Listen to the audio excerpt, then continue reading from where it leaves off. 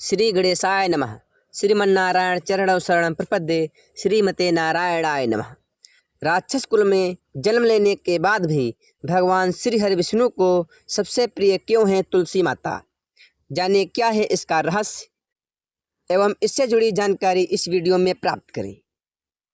हर साल कार्तिक मास के शुक्ल पक्ष की एकादशी पर भगवान विष्णु के शालिग्राम रूप और माता तुलसी का विवाह बड़े ही धूमधाम से मनाया जाता है। कई लोग द्वादशी तिथि पर श्री तुलसी माता का विवाह करते हैं। तुलसी भगवान विष्णु को अति प्रिय है। तुलसी के बिना भगवान विष्णु भोग स्वीकार नहीं करते। लेकिन क्या आप जानते हैं कि पौराणिक कथाओं के मुताबिक भगवान विष्णु से पहले तुलसी का विवाह राक्षस कुल में एक असुर से हुआ था। इतना ही नहीं, तुलसी का जन्म भी राक्षस कुल में हुआ था। इसके अलावा राक्षस कुल में जन्म के बाद भी भगवान विष्णु को तुलसी क्यों अति प्रिय है, आइए जानते हैं। ऐसा माना जाता है कि तुलसी पूर्व जन्म में एक लड़की थी जिसका नाम वृंदा था और राक्षस कुल में ही जन्म हुआ था। राक्षस कुल में जन्मी यह बच्ची बचपन से ही भगवान विष्णु की अति प्रिय भक्त थी। जब वह बड़ी हुई तो उसका विवाह राक्षस कुल में ही दानवराज जालंधर से संपन्न हुआ था। राक्षस जालंधर समुद्र से उत्पन्न हुआ था। वृंदा बड़ी ही पवित्र स्त्री थी। वह सदा अपने पति की सेवा किया करती थी।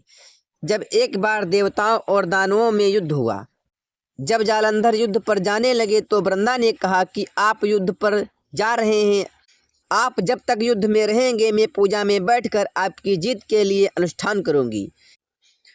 जब तक आप नहीं लौट आते मैं अपना संकल्प नहीं तोड़ूंगी।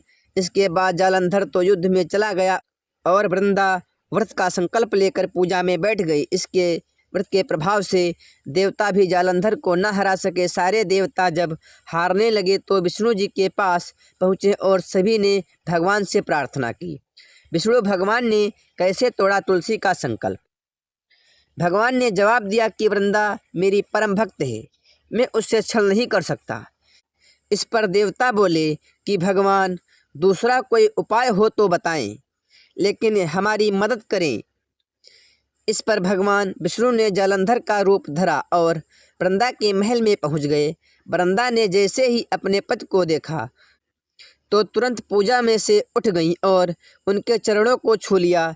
इधर वृंदा का संकल्प टूटा, उधर युद्ध में देवताओं ने जालंधर को मार दिया और उसका सिर काट कर अलग कर दिया। जालंधर का कटा हुआ सिर जब महल में आ गिरा तो वृंदा ने आश्चर्य से भगवान की ओर देखा। उन्होंने जालंधर का रूप रखा था।